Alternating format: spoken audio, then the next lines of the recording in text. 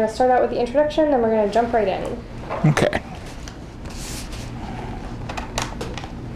This is the oral history regarding civil rights of Cleveland Henry.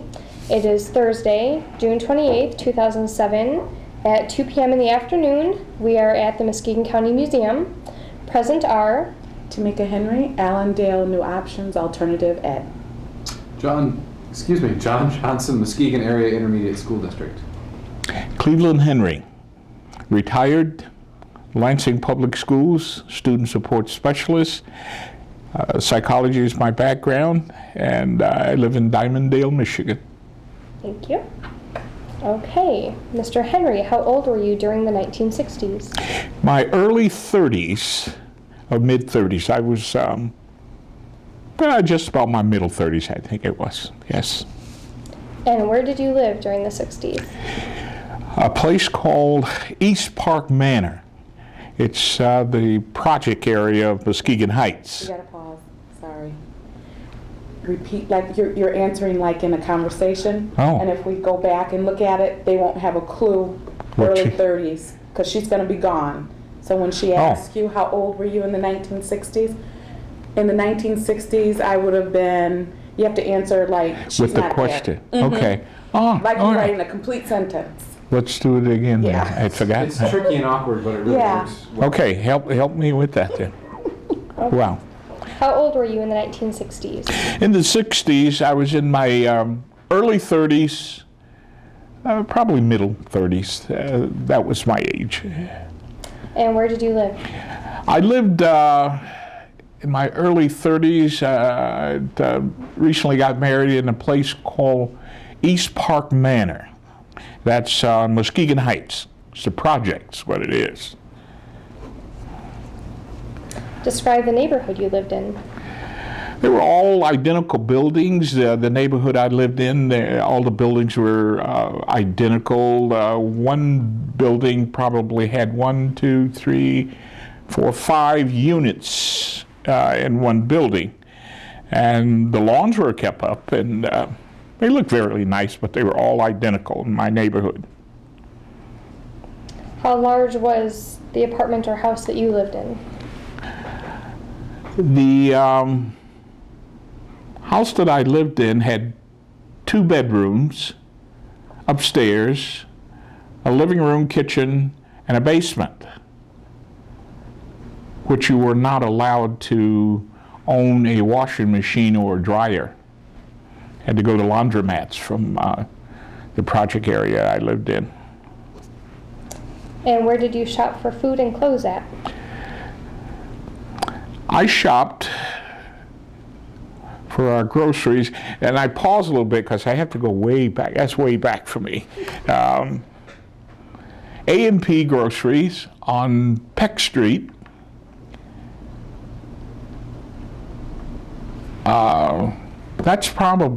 That's the only grocery store that I could remember offhand, A&P on Peck Street in Muskegon Heights. How about clothes? For clothing, I shopped downtown Muskegon, a place where most all of the young men shopped at, a place called Friends. And the other place was called Rallies. It's where we shop for most of our clothing. The second place that you mentioned, could you spell that? Well, the best that I did was Targer, Targeries. And that's probably not correct, but as close as I got. Fair enough. What high school did you go to? I pause again because there's stories and histories behind it. I went to middle school, Muskegon Heights. All of my schooling was Charles L. Lindbergh Elementary School, Muskegon Heights, and then Muskegon Heights Junior High, and then I got expelled from school by Mr. Booker, superintendent of Muskegon Heights school system, for breaking some windows. But the high school I managed to get myself into and graduate from was Muskegon Catholic Central. And what year did you graduate? 1951. Describe Muskegon Catholic Central for me. A large, Muskegon Catholic Central was a large, beautiful school, new. There were only 4 African Americans in the whole entire school. No African American females, none. It was a beautiful place, but uncomfortable for me.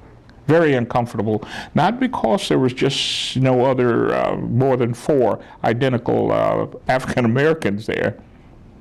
It was also the attitudes of those that were there, even the administration and the students. It's like, you don't belong here.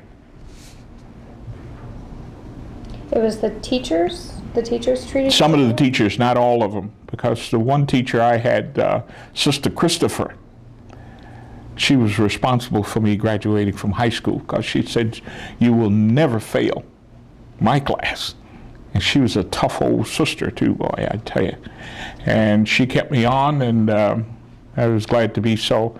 That Sister Christopher was responsible for me graduating from Muskegon Catholic Central. But there were other teachers there that just walked by you, would make eye contact with you, even in your classroom. And when you went out for sports, that still rings up an anger feeling in me at my age now, looking way back there, how they treated me. The other 3 guys never went out for sports. Henry Green, Bobby Tates, and I forget the other guy's name, but they never did. They were busy doing some other stuff.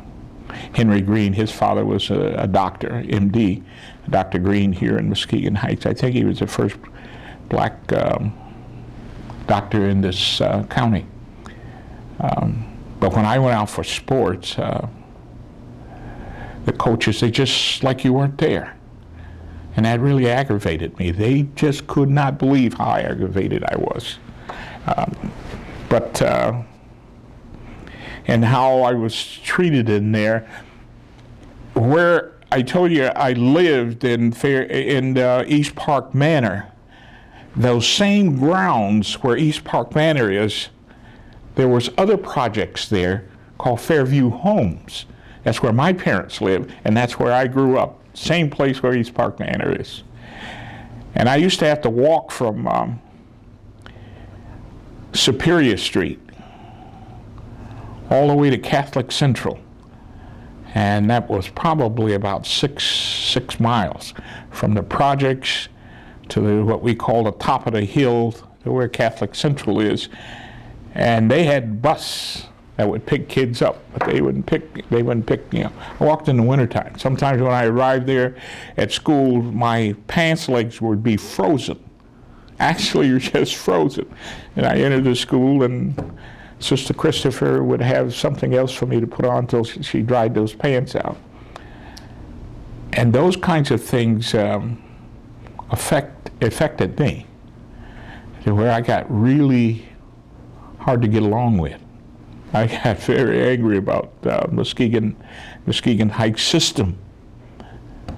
And when we applied for jobs from there, as high school kids, the other kids from Catholic Central got jobs, and I was asked to come downtown here. Matter of fact, right near this building, there was a hotel called the Occidental Hotel, right by the Chronicle there, the newspaper. And this guy did finally give me a job because Father LaPrey from Catholic Central said, I hired the guy. But he made my job miserable. He just made it miserable. And I believe he's in hell today for how he treated a lot of people. I wish I could really explain to you the depths of how that hurt, and how that hurt other kids my age who weren't at Catholic Central, who came from Muskegon Heights and Muskegon to get jobs. And some of those kids didn't make it. Didn't make it in terms of life itself. Something happened to me in the military that when I come home, I was no longer super prejudiced anymore. I didn't like white people. Oh my goodness. with a vengeance, but never hurt anybody because I had very good friends who just happened to have been white. Ted Helsinski, Buddy Bomers, Jim Oxendale, and all those guys are fantastic guys. And the guys I served with Special Forces out of Fort Bragg, North Carolina, some of those guys were white and Hispanic. So I learned. And I came home, and I guess I had subdued that anger that I had for this community, for Muskegon and Muskegon Heights, how they treated the Mexicans and the few Indians and all of the black people. All of our fathers, they all died probably a little earlier than they should, because they all worked at places like Lakey Foundry. And in fact, at the end of the street, all the way down to the river, Lakey's is not there anymore. Campbell Wyatt and Cannon, Greyhound Factory.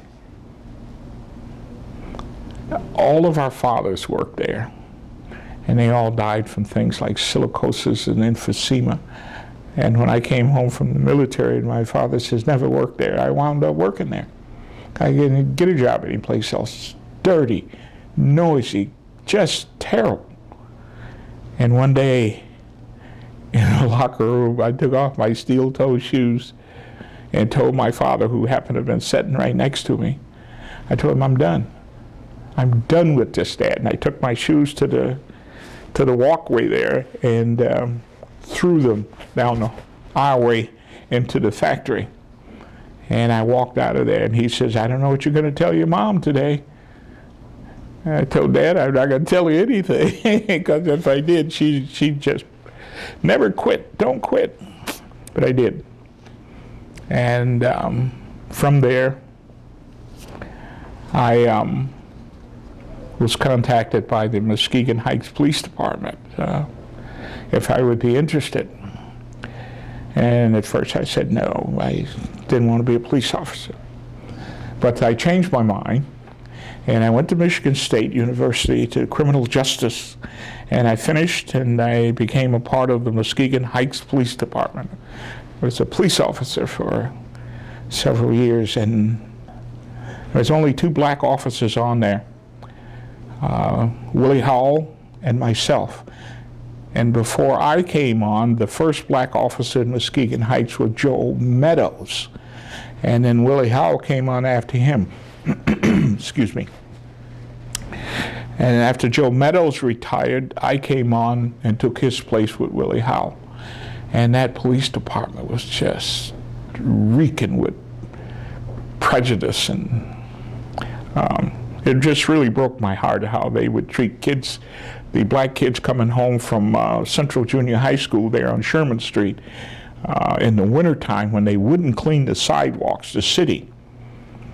And the kids had to walk on the edge of the street, and they'd come by and force them up into almost knee-deep snow. And I took that very serious. I don't think my other kids in my neighborhood was taking that very serious. They'd laugh about it. I would not laugh, because I knew what this was. And they're doing this, but they cleaned the sidewalk in the west part of Muskegon Heights. But they wouldn't clean the sidewalks that leads to Fairview Homes projects. And I used to talk to my guys about, especially Motorboat. Motorboat, we all had nicknames. His name was Thomas Clayton. And he would say, oh, Skin, my nickname. Because I was real little then. You couldn't believe that. I was small. And he says, man, just shut up. You're always talking this crap. Well, I didn't shut up. And it did get me into a lot of trouble in school. Because I used to tell the teachers that they were prejudiced. They didn't like that. And I wound up getting kicked out of school a lot. And one day I filled my pockets with rocks. And I walked back up to Central Junior High School on Sherman Street in Peck. And I stood there in the teacher's parking lot with tears running down my cheek, throwing rocks at the building. And what was that all about? It was that I had nowhere to turn for help.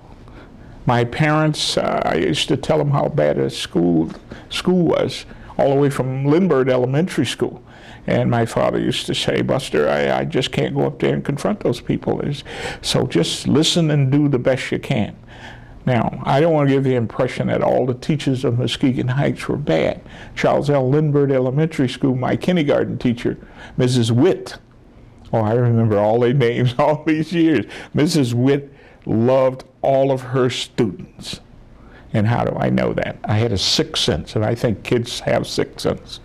I could tell the way she touched me and how she touched other kids and how she would do things. Miss Witt loved all of her students, and she used to put little airplanes, wooden airplanes on my desk, and wouldn't say very much, just set them down, and books about airplanes. And on Buddy Bomer's desk, who just happens to be white, she would put little saws and hammers and, make a long story short, Buddy lives in California right now. We communicate once a year. He owns a construction company. I think he went back to them little hammers and nails and all that stuff. Those airplanes. Well, about 12, 15 years ago, I became pilot. I fly. I am good at flying. I love to fly. I haven't flown for quite a while, a few years now. I just one day woke up and I was scared to leave the ground. And when that happened, it was when I retired from working and to retire. I was afraid, man, I wasn't worried about getting killed. I was worried about maybe my spine getting busted, or I'd lay up asking my wife to bring me the urinal. And I didn't want to get hurt. All I want to do is wait for the mailman every month to bring me my checks. And so you get a little bit more careful when you get to be a senior citizen. At least you should anyway. Well, let me ask, what other places in Muskegon were segregated when you were growing up? The whole place. Muskegon Heights and Muskegon. There were pockets of where people treat you very nice. Like the men's clothing store in Muskegon Heights with Frank Lockage. Mr. Lockage hired minorities to work at his place, not salesmen. They worked in the back room and they hauled stuff out and out to the junk and all that. And there were other places, but the majority of it was prejudice, very much so. Keep you in your place. Could you name specific businesses? Can you remember? City Hall, Muskegon Heights City Hall, Muskegon City Hall, Occidental Hotel, all of the motels that were around here. There's no way a minority spend the night in any of them. Restaurants. I remember can't remember the name of it. The first restaurant where the bus, all of the city buses, they would go out. When they would return, we call it the Arcade. It's right down the street here. And a hamburger place opened next door. That was the first place I saw minorities eating in, the other ones. So pretty much the whole place was like that. How did you know? Like, was there a sign saying, or it was just a mentality? How did we know we were not welcome? It's when you stepped in and you got eyed either by the owner, the waitresses, or either other customers sitting there. They turn and glare at you. And that would just rip me apart, just tear me apart. I used to think about that an awful lot when I was in a foreign country, and being careful because the kind of duties that we did could not be talked about. We were sworn to secrecy when we left about where you were. And when we went to rescue some downed pilots across lines that we could not talk about, I'm going to rescue perhaps the same white guy that wouldn't even let me in the restaurant. Put my life on the line for it, and did it many, many times. And was fortunate enough to get back to this country, and I think my belief in a supreme being, naming God, helped me to get over this, because I was very bitter about that. And then plus I met the young lady and fell in love with her and got married and had children, so I had to put some things in quite perspective here, that I just can't be going through my entire life saying black power, hate all white folks. Now we call it hunkies, hate all hunkies. There has to be a change here, and I discovered that change was me. I'm the guy that needs to change. I don't have to worry about the owners of the Occidental Hotel. And then finally I said it, to hell with them. And I will make it. I will get through this. Whether they let me eat there or stay in or not, doesn't matter. And lo and behold, before they went out of business, I made it. And I went back there once and walked that hallway and thought, I could buy this place sometime. The very place you could not enter the door. You enter the back and go through the kitchen portion of it. And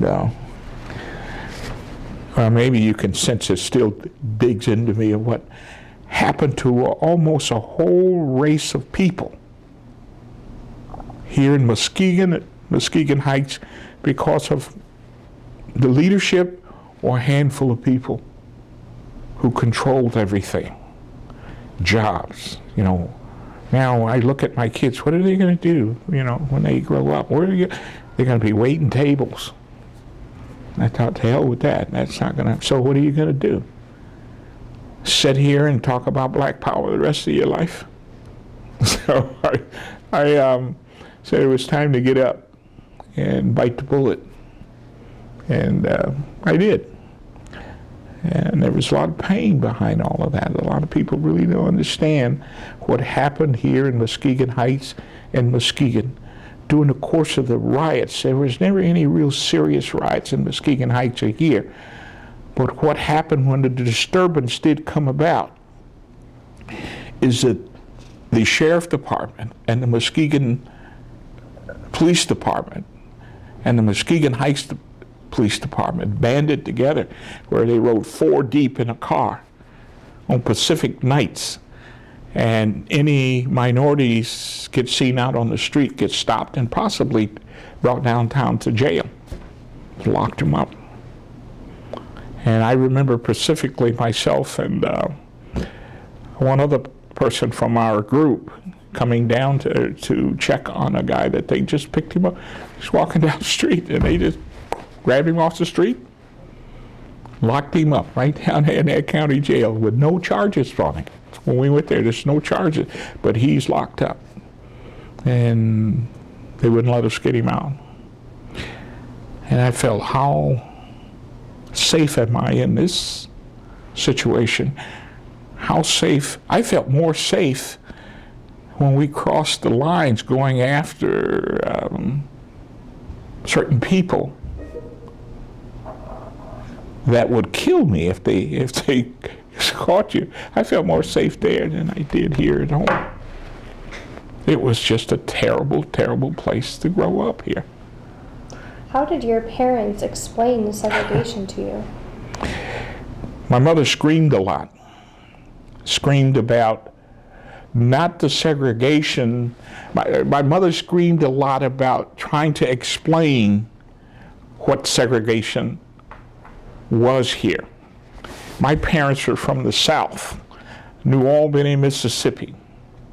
And the reason that they were in Muskegon Heights is because Campbell Wyatt and Cannon, Greyhound factory, needed workers. And they sent a train with a lot of boxcars on it into Mississippi to pick up male workers and bring them back, and my dad was one. And then he sent for my mother and my 2 brothers. I had 2 brothers. They both died when I was very young. And we wound up in Muskegon Heights. My dad wound up working 28 years for Campbell Wyatt and Cannon, and he retired and he died 6 months after he retired. Silicosis, emphysema. And they tried to get him into the ground as quickly as possible. They, who is they? Campbell Wyatt and Cannon, I don't know, had some type of rules and things with the hospitals that any male from Campbell Wyatt and Cannon or Lakey Foundry die. Get them buried as quickly as possible. And my father died when I was 68, 69, when I had moved to Lansing. And by the time I got home, my mother had bought a casket, and my father was at Reynolds Funeral Home. And the drive is only an hour and 10 minutes from Lansing to here. And I say to my mother, he just died. Yeah. He's at Reynolds Funeral Home already? Yes. You've already bought the casket? Yes. Wow. What's the hurry? She says, I don't know. They were just saying. So I left home and drove to Reynolds Funeral Home. And he just happens to have been a minority. Reynolds was a black man. And I said, Mr. Reynolds, who he knew me. Mr. Reynolds knew all of the kids. And why is my father here and ready to be buried? The date's been set and all of that. He just died. I said, I don't know. They told me to come get him. What did he die of? He says, I don't know. What is going to go on the death certificate? He says, I don't know. Then here's what I'd like for you to do. I'd like you to load my father back in your hearse and take him back to Mercy Hospital, back to the emergency unit of Mercy Hospital, and I'll meet you there. And he did. And when he got there, I was there, and when he brought my father out on his gurney and was pushing up in there, the head nurse of the emergency unit met him on the inside and stopped him. Told him, no, you can't bring him back. He cannot. He says, well, his son is here, and then that's when I stepped in. And I watched what was going on. Just no respect. And it's been that way here in this town for umpteen years. And I guess I started to really raise my voice and said, he's not leaving until there's an autopsy. I asked the lady, was he murdered? She said, I don't know. Then what is he doing at the funeral home? And they didn't. And finally, a doctor turned the corner, overheard me yelling at her. I guess I was yelling about this time. And this doctor was Dr. Fugate. He was quite a surgeon here, and I don't know if he's still in practice here, but I operated with him quite a few years before I worked at Mercy Hospital. I'm a surgical technician by trade. After I left the police department, I went to medical school in Grand Rapids and became a surgical tech. And that's how Fugate knew me. And he turned the corner and he says, what's going on, Cleve? My father, et cetera, et cetera. And he told the nurse, I'll sign him back in. He did. And I left there and I went straight to this law firm's office, Marcus, McCroskey, and Libner. I know those guys here. They're good lawyers. And I went in and I talked to McCroskey, Libner, and they took over. And they called for an autopsy and the whole thing. And my father died of silicosis, emphysema, breathing all that dust and dirt out of Campbell's. And that's why they wanted him in the ground. Yeah. So when your parents explained segregation to you, I'm sure that you must have asked them, why are things this way? What did they say? I asked my father questions like that, never my mother. She just screams. She just, shut up, shut up. Nope, nope. When I would ask my father and my mother about how was segregation here, my mother would scream. Just shut up and do as you're told. You do what those white people tell you to do. She would just aggravate me to no end. And my father was different. He would say, Buster, sit down for a minute. Let me explain to you things that are pretty tough, and you have to be careful of what you're doing. So not a lot of good explanation of why things are like they are, other than white people like controls. And those that are here, they're going to keep controls. And if you don't stay in step, they'll do things to get rid of you. So my parents did not have very good examples of why segregation is so badly here. Just stay out of trouble. Just stay out of trouble. That's pretty much what they would do. Could you give us a quick timeline, like the years you were in the military, what years you were a police officer, what years you went to college, just to put things in context so we know when everything happened? Okay, now I'm going to try to do that. A lot of years flew by, and I was thinking about that coming up. Finished 51 Catholic Central. I was never invited back there, matter of fact. I have never gone to a class reunion in my life, which is okay, I don't care. But left there, and within 4 months, to 6 months, I had joined the military. So in 1951. Yeah, 52 perhaps. I was going into the military. And I remember that ride from here. The sergeant took us from, it was downtown someplace where we went and signed up, myself and 3 or 4 other guys signed up, and they were all black guys. And they were taking us to Detroit to, there was Army posts there on Livernois. And I remember stopping somewhere between here on Old 16. We were hungry, and we stopped somewhere between here and Grand Rapids, I think it was. And we got out, parked, and we was going to this place to get a hamburger. And I guess the guy that owned it saw us walking up there, this one white sergeant in an Army uniform and 4 black guys. And he met us at the door and said, "They can't come in. You can get what you want and take it with you." And I remember him saying, "Wow, I can't believe this is still going on." I remember him saying that. He says, and the guy standing in the door says, "Well, that's, you remember whatever you want to remember, but they can't come in here." And so we went back to the car. He went in and bought some hamburgers. I did not eat my hamburger. The reason was that they knew they were fixing them for the black guys, and I didn't trust what they might. I don't think they were poisonous, but I think they spit in them or do something that wasn't quite healthy. So I wouldn't eat mine. And I think the other guys, I don't really remember, but that was the timeline. I went in to the military and a couple of days later from there, we were on a train to Fort Leonard Wood, Missouri, basic training, stayed there for 1.5 years, and I really didn't like it there. But from there, I joined the paratroopers. And that was my only way of getting out of Fort Leonard Wood, Missouri.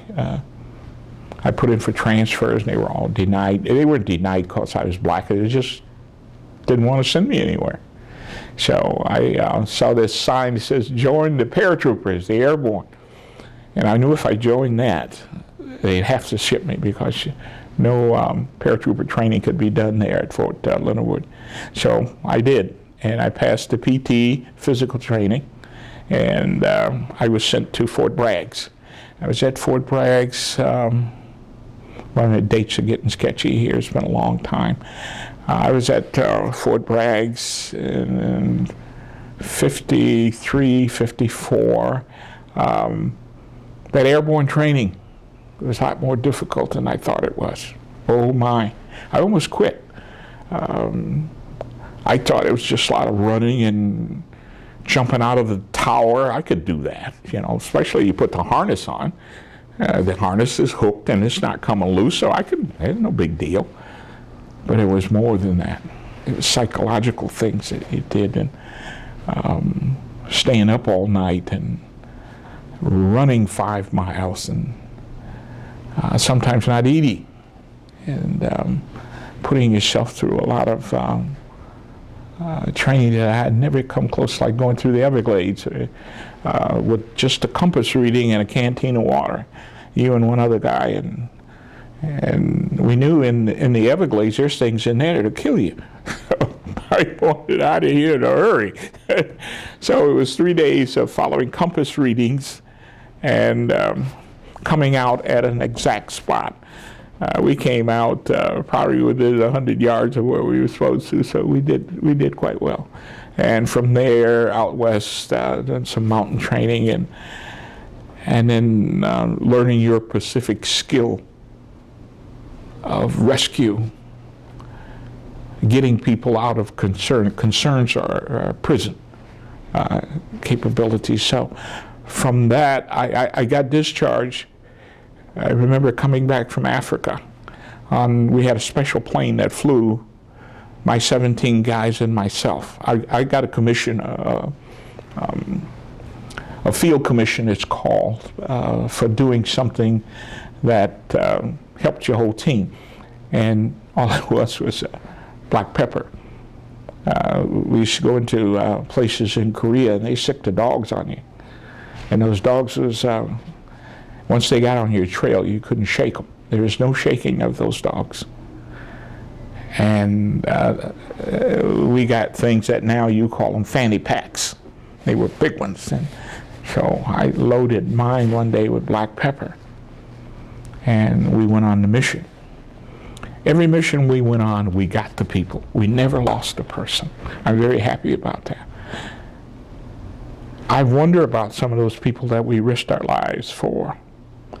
And it wasn't black people risking their lives or white. It was a team, an 82nd Airborne Special Forces insertion team that risked our life. Those guys come back here, and if they were bigots, if they came back here and became bigots, I don't know and never will know.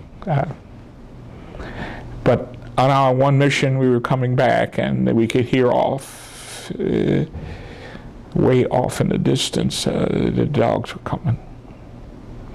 And we had to hurry up and get to the marshalling area where the Hueys, helicopter, come in right on time. If they're due there at 30 seconds after 8, that Huey would be hovering. And they would hover for 30 seconds or so, and if you weren't there, they'd pull off. And you'll be there till other arrangements is made. And that's when I went through this black pepper. And I scattered this black pepper into the wind and on the ground. And we kept moving to our area. And when those dogs hit that black pepper, the hunting was over. You could hear them off in the distance. They sniffed up this black pepper, and hunting day was over then. We got to the Hueys, and we laughed all about that. And I got a field commission to lieutenant, second lieutenant for that. So we made it. When were you discharged from the military then? Yes, I came back from Africa. Knew when I disembarked from the C-130, this airplane, I knew I was done. I just could feel it in my heart. And I got discharged June the 5th, 1959. It's when I left Fort Bragg, North Carolina, heading to Lansing. I flew into Willow Run Airport. There was no big airport like they got down there now. Willow Run was the only thing. And my plane out of there to Muskegon, it was a Saturday evening, and my plane to Muskegon did not fly out until Sunday noon. So I went in the bathroom, put on my uniform and all my little regalia stuff, and caught a ride downtown, Detroit, 30 miles away I think it was, and got aboard the Grand River bus and asked the driver to let me off whenever he turned off of Grand River. Grand River would bring you all the way to Muskegon. It just goes from Grand River to US 16. And I know that would bring me all the way. And so I hitchhiked. And at 12 noon exactly is when I arrived at my parents' home Sunday afternoon. I would have been just getting on the plane there. So I hitchhiked all the way home. When did you end up going to college? Well, I stumbled around I wound up going to college after stumbling around for about a year and a half of doing nothing. I really was just trying to get my head together, and my dad says, well, I can get you a job at Campbell Wyatt and Cannon, but I don't want you to work there. But overall, I wound up working there. I had no other jobs to go to. Everything else I applied for, I didn't get it. So I went to work at Campbell Wyatt and Cannon and worked there for 3 years. So that would have been 1962-ish? Yes, let's see, 59, I did nothing in 60, did nothing in 61. About 62 is when I went to Campbell, worked there for 3 years. And that's when I threw my shoes down the hall, that highway, and said, I want out of here. I don't want to work here no more. And at that time, that was when I fell in love, I guess. And I think I was 26 years old when I got married. We got married in my family's living room. And my mother really didn't like that. My mother was a fusser, a big fusser. My dad was pretty happy about that. And from that reunion came 3 children. And they are all grown up now, and they are just kind of all over the place. Pretty happy about that. What year did you get married? Oh, my goodness. I was married when I left here in 68, so if we go to 67, about 65. Yeah, about 65 I got married, somewhere in that neighborhood. I was trying to pull all of these dates together, and I guess I could. I got a list of it somewhere in my file, and as I was looking for things, I just got tired of looking for it, and I gave up on it. So I got married about 65, and at 68, I got a phone call from Lansing from a Dr. Spada, saying we had heard of you and how you work with kids. What happened is, living in the project, East Park Manor, living there, my wife and I, and we had one kid then, Tony. And to put it together in dates, while we were living there, Dr. Spada sent me a letter first, and then he called. And what I had done, we had a pretty high rate in Muskegon Heights of delinquency and break-ins and etc. So one day I started gathering kids together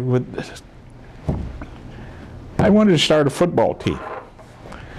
And the long and short of it is I got all the kids together, and we started East Park Boys Club is what we called it. And then we got a football team out of it called the East Park Chargers. And lo and behold, over the years, the crime rate dropped in Muskegon Heights. And so they contributed that to this club we were having. So I got a gentleman named Wilbert Richardson to help me with it. And Dr. Spada had heard about it, and he offered me a job at the Lansing Boys Training Schools, where kids were sent from all over the state for delinquent behavior. I wanted out of Muskegon Heights very badly. I wanted out of this town. It was just a terrible place to be a minority in. And there was my opportunity. My wife did not want to leave because she had family, big family here, sisters and brothers, and her mother, and just their family was really tight knit. And I grew up pretty much alone. My 2 brothers they had died before I got very old. So I grew up with the neighborhood kids. And I was prepared to leave here with that. And so I talked to my wife about it and told her, well, listen, I'm out of here. I'm not going to stay here among all of this crap any longer. I'm going to go get my life started. You stay here in the projects if you want. And I gave the analogy that my parents lived here in the projects, raised their family here. I got married, and I'm back here in the same old crap, different name. Fairview Homes Project is where I grew up. Now we're back here raising our kids, and it's called East Park Manor. Just a different name. Yeah. And we got to go on further from here. So I had a Corvair, make that car longer. And I had holes in it, and I put gas in it, and I struck out for Lansing. And I went to the Boys Training School on August the 5th, 1968. So you left in 1968. Could you please describe the gun club you were telling us about and the years that you started at? Prior to that, Willie Raby, Willie Raby and I thought about a gun club, how to build a gun club. And I said, well, let's just go join the ones that exist.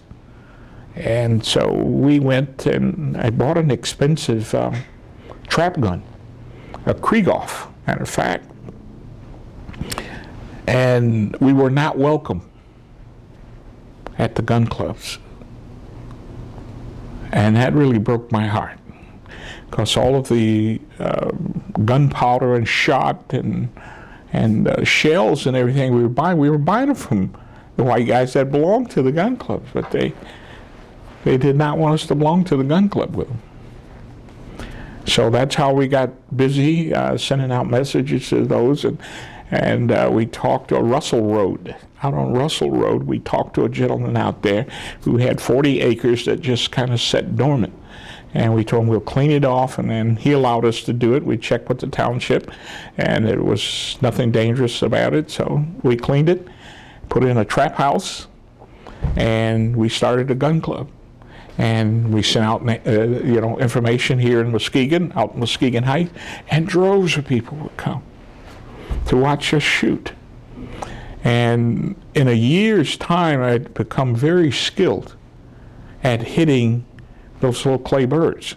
When you point your gun and you holler pull, it may go in any direction. You just got to catch up with it. And I remember hitting my first 25 shots without missing any one of them. And I thought that was really exciting for me.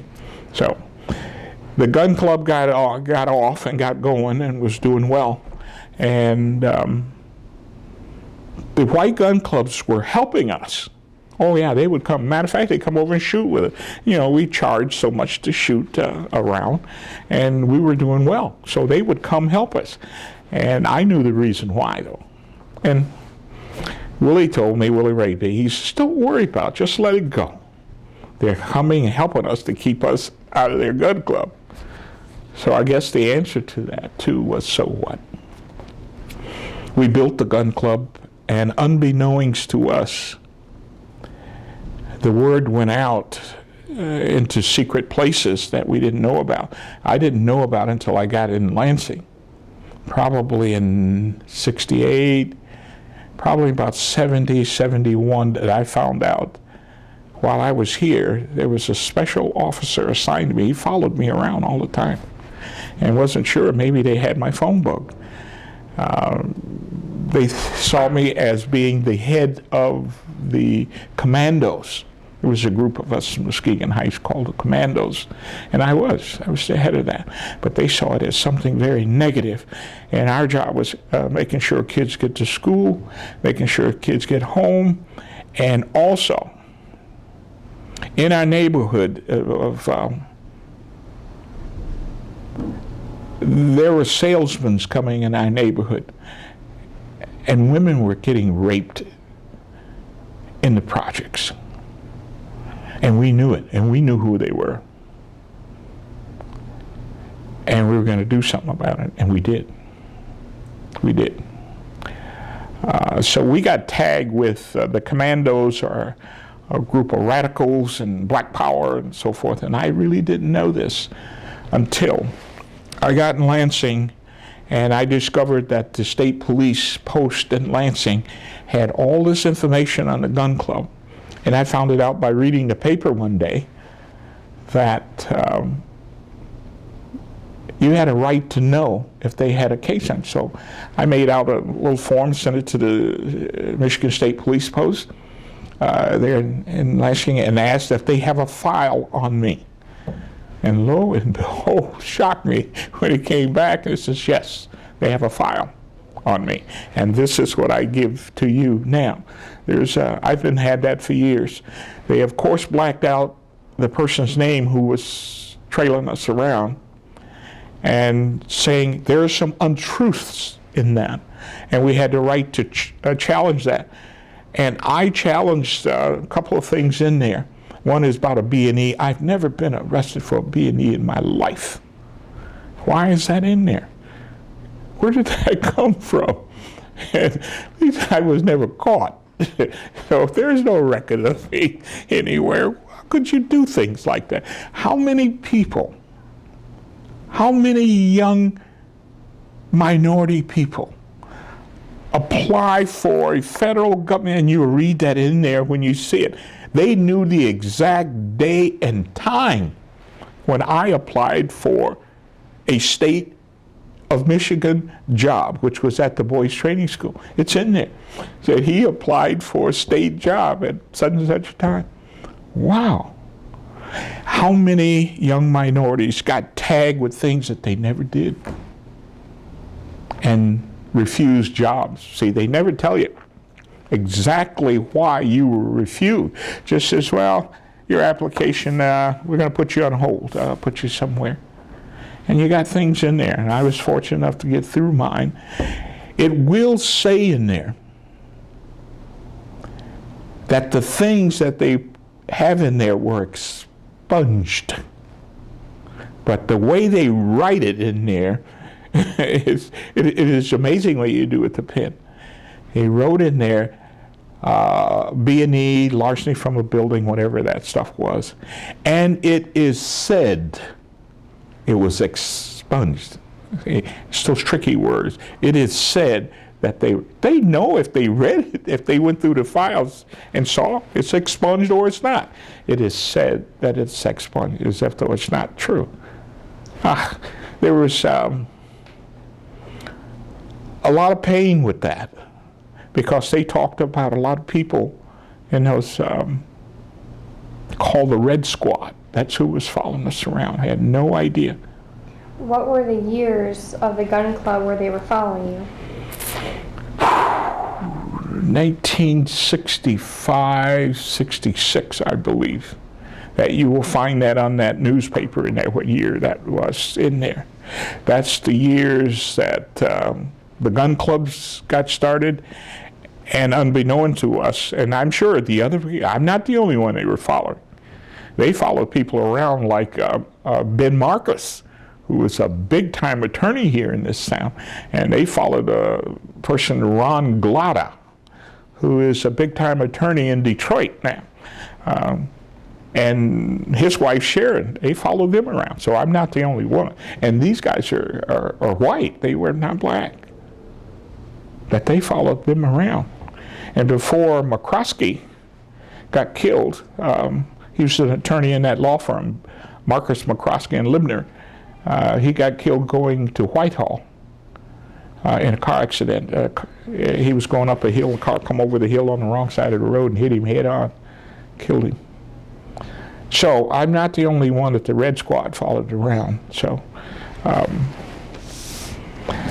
let me shift tracks a little bit here. Sure. Can you describe any demonstrations or rallies you participated in Muskegon?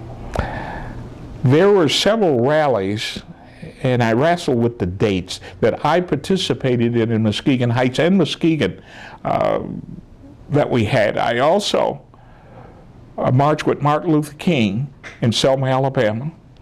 I was also on the Poor People's March to Washington, D.C., where we stayed in the parks there between the Washington Monument and Lincoln's Monument.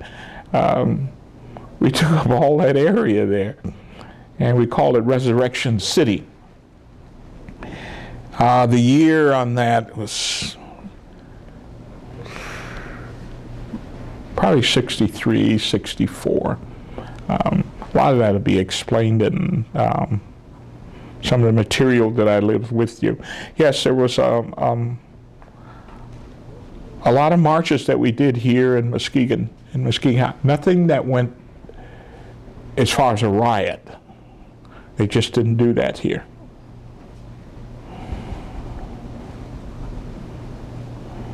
What was the media coverage usually like at your marches? The media coverage for those marches was terrible. They always found or try to find the negative of the march. Why are they marching? They got nice places to live in. Fairview Homes Project or East Park Manor. They're living very good. They go to school, and why are they marching? Why are they complaining? There was a TV station here, right at the, connected with, it's across the street anyway. It's across the street over here with the Chronicle. I think it was in the lobby of the hotel that they used to hold TV meetings. They'll invite people from the community. And I was invited several times to come, and they would talk to you just terrible. And one day I just exploded right on TV, and I pointed at the interviewer and told him, "You're a bigot, and I'm not going to sit here and listen to your stuff anymore." And I threw some water on it. And I got up and left.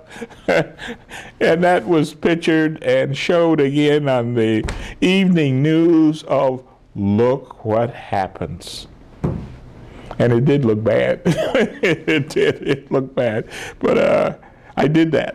The news coverage, the Muskegon Chronicle, terrible newspaper. Terrible, terrible newspaper. They did not employ, I have no idea what they have now.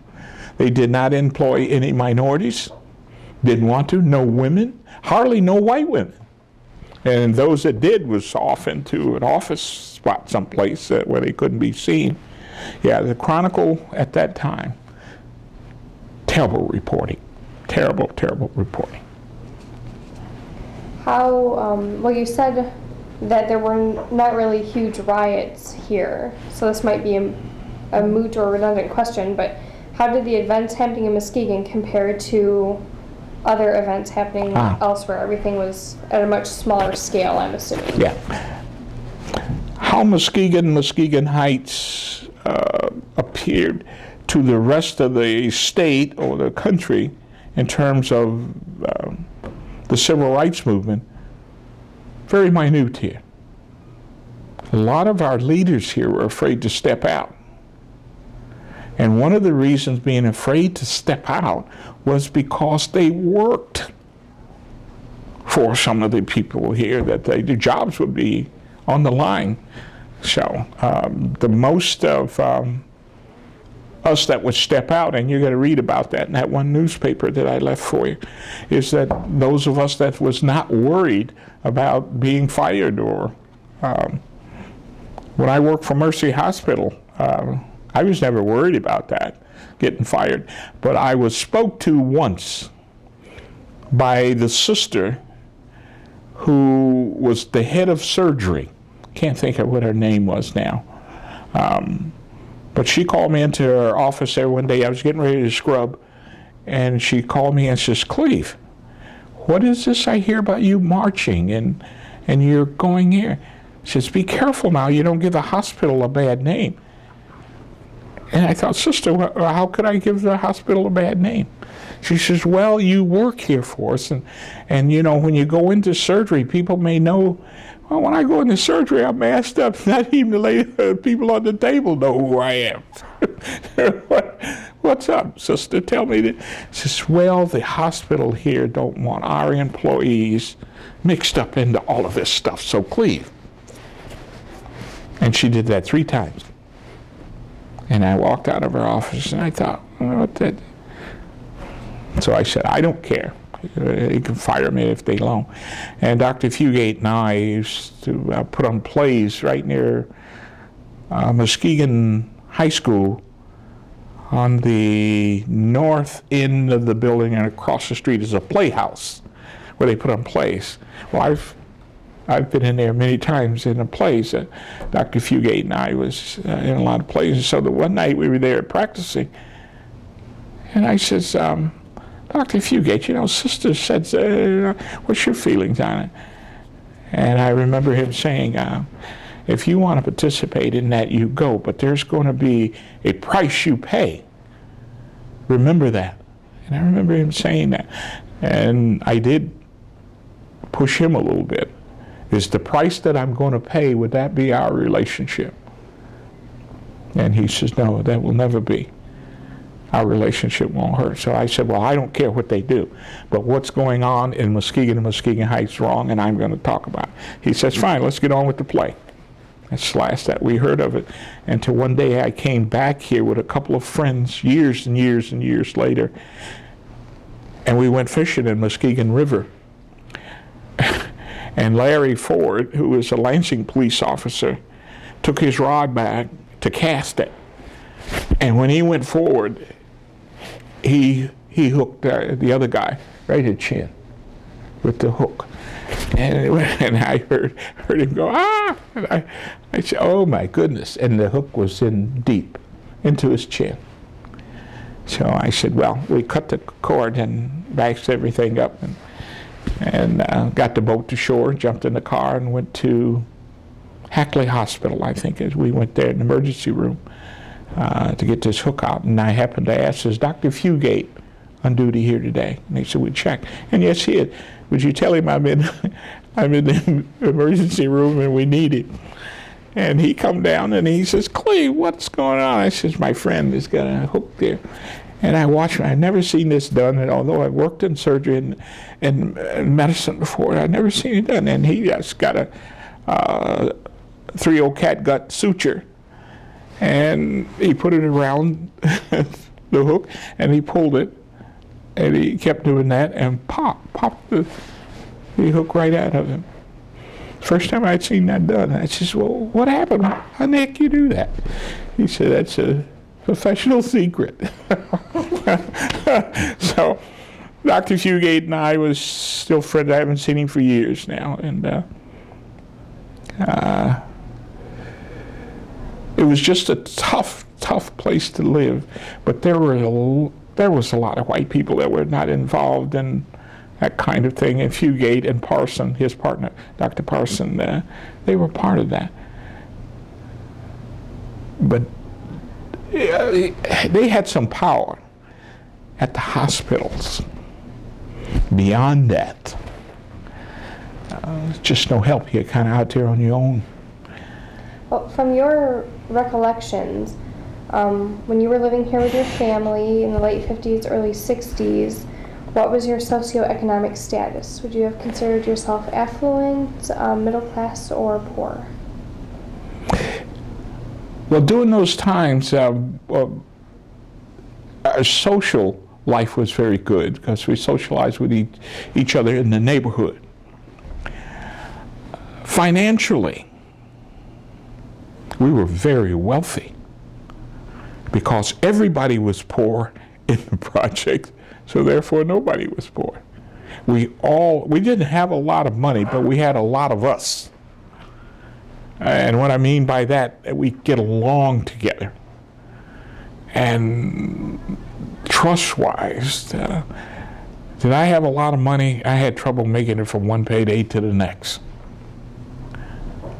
But I had a lot of friends, and not to borrow money, but we could sit and talk, and the neighborhood was good.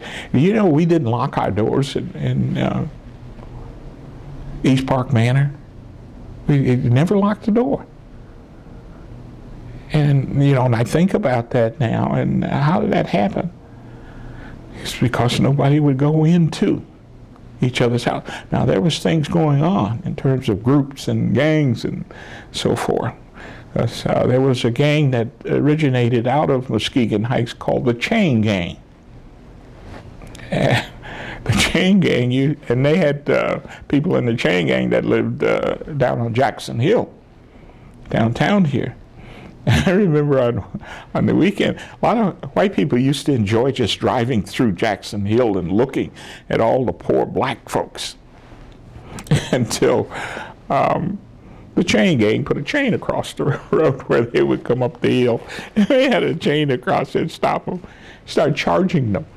They had to pay 50 cents a head for everybody in the car to ride through the ghetto. And pretty soon the police put a stop to that. But, Did they actually pay it? oh yes, they did. Oh geez, they were scared. They didn't scared. take the hint. Actually had a big chain across the road because all they had to do was hit the chain, drive on. But when they put that chain, they would stop. Called the chain gang. There was one other group to which I belonged to. I didn't belong to the chain gang. They were a younger group and a wilder group than I. There was the Syndicate, and that was the one that I belonged to. We kept eye on the neighborhood. We kept an eye on the insurance agents. You know, now you mail your payments in. Back in those days, the agent used to come by once every 2 weeks or either once a month to collect. He was a collector. He'd come to your house and he would collect, and there were single women living in the projects. And sometimes the white male thought he could do whatever he wanted in the neighborhood. And he pretty much got away with that for a while. And actually we caught one and we beat him up. And I can tell you about that. We did. We beat him up. If you ever touch Mrs. Blank again, you will never leave the projects. And we kicked him in the butt and told him if he shows up here again, he may not ever get out. And he never came back. And pretty soon the agents were quite polite, even the milkman. The milkman, it's going to sound like it was 100 years. They had horses that pulled a milk cart. Yes. And they used to keep the horses on Reardon Street and I'll get it in a minute. But they load up their wagons and they would deliver milk, this horse, and they would set bottles of milk on your step. And they would talk to the women quite harshly. I want these effing bottles out here on time again. And you would hear that. Think, who does he think he's talking to? And the ladies would rush and get the empty milk. Get him out here. God. And wow. She says, you can't do that. So I talked to my boys, and we didn't seriously hurt him, but we told him, if you come back in our neighborhood again, and you talk to any of the women like you did again, you and your horse may never leave the ghetto again. We told him, if you don't get polite, we'll even kill your horse. Who cares? And it sounded really funny, but we were serious. And his behavior changed. His behavior changed. And not only the milkman and the iceman. We had no electric refrigerators. The iceman comes by in a truck and he got a scabbage on his side with an ice pick in it. And up in your window is a square with 25, 75, 100, 125. That means pounds of whatever ice. You put it up in the window and the top one says 25, and he just gets his clip and he brings 25 pounds of ice. And he'll just push your door open and not knock. He'd never just push your door open and, where's my money? Yelling and screaming. And so we got him and told him if he didn't straighten up his language and get it, he better not bring any ice back here again. Because we would take him and put him in the back of his truck with all of his ice and just dump it all over him. We were quite, we were physical. Could you say the name of that gang again? Syndicate. And the chain gang. Okay. Yeah. The chain gang was the younger guys. They were wild. But the syndicate, we were more social. Also, we get physical. If you mistreat, it really hurt bad. You ride up in our neighborhoods, you're the milkman, and you talk to the ladies, and they would use terrible language. You effing and call them the B word and call people niggers. And so we just said, let's have a talk with him tomorrow. And certain place we said when he pulls up with his cart and before he gets out with his milk thing, we would have a talk with him. And we did. And he got better. He had his route changed, but he got better before he left. So, and as I said, the insurance man, the milkman, and also the mailman. We had to have the area. Just had a name. You treat people any way you want here, and it's okay. Even the director of the project area to which, I'm living in now as a grown man with my wife and children, the project manager was Mr. McCauley. And we say, hey, we're going to get it. He says, no, you're not going to put no dryers or washers in the basement. What is the basement for? Well, there was a big tub down there. Tell your wife to do like your mother did. How did my mother do? How would you know what my mother did? She washed on a rub board. Well, I walked out of there. I was just hurting. And I remember mentioning to my boys that he may need talking to. And we really wanted to hurt Mr. McCauley. He was a bigot to the heart, and he didn't mind letting you know it. No problem with him. So we went to City Hall instead of him. Met with the city council because he was a city employee, and that was city projects. And the mayor at that time was Kenneth Heineman. And he said, it's no problem, I'll take care of that. He never did anything about it. So we did. We met Mr. McCauley in the parking lot, broad daylight. We didn't try to hide from him. So when you mistreat any more of the women or helpless here in the projects, and we would do something to you that would be harmful to your health. And we meant that, really did. And he didn't get any better. So, but eventually they changed him, took him out of the projects. We shook him up once or twice. And probably, we didn't hurt him, but yeah, we scared him. That's what it was. We scared him. And he asked to get out of there. He didn't want to be around them niggers anymore.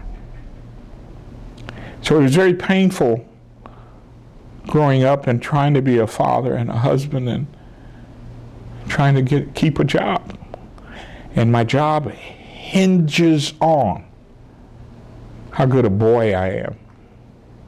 All except Campbell Wyatt and Cannon.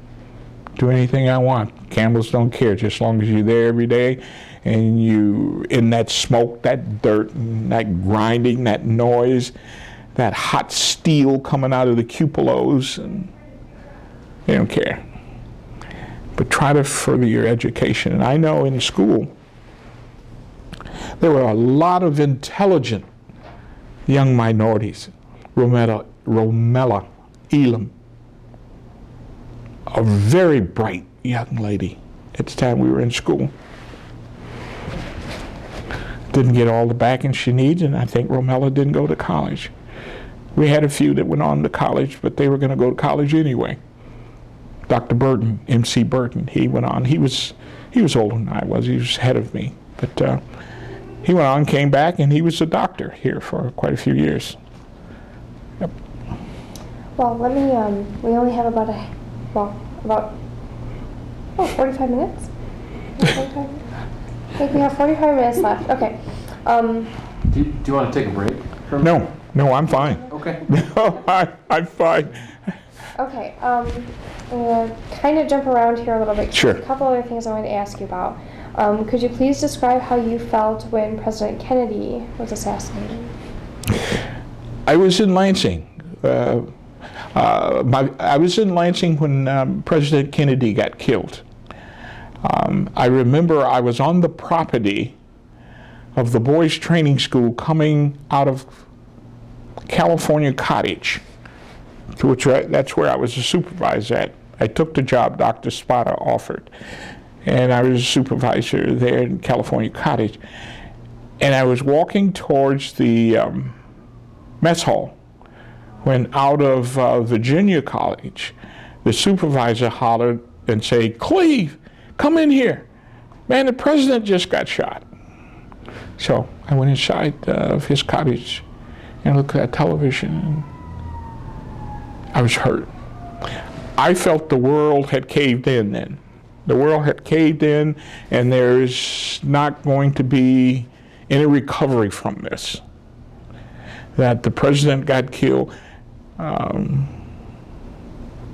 If they, whoever they is, would go as far as to kill the president of the United States, what they care about a few of us is nothing.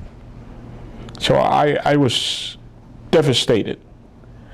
And not only on President Kennedy, Martin Luther King, I felt even worse about his. I remember seeing him laying on the balcony of my cousin's motel. That was my cousin's motel that he got killed in.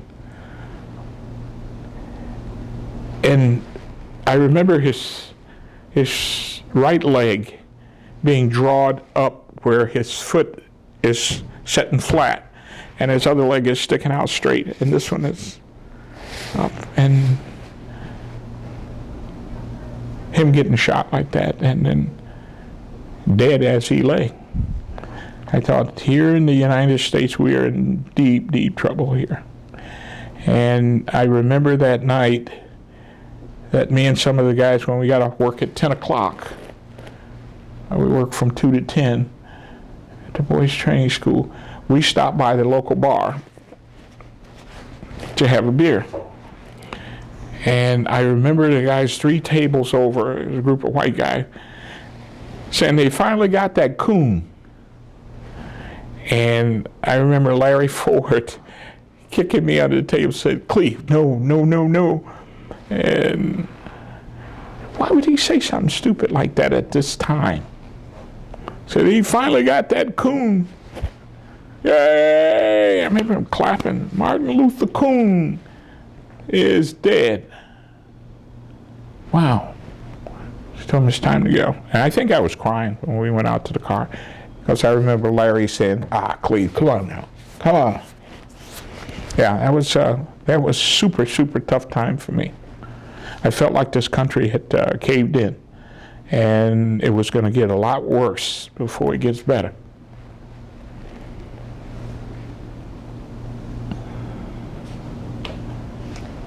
On a much different topic.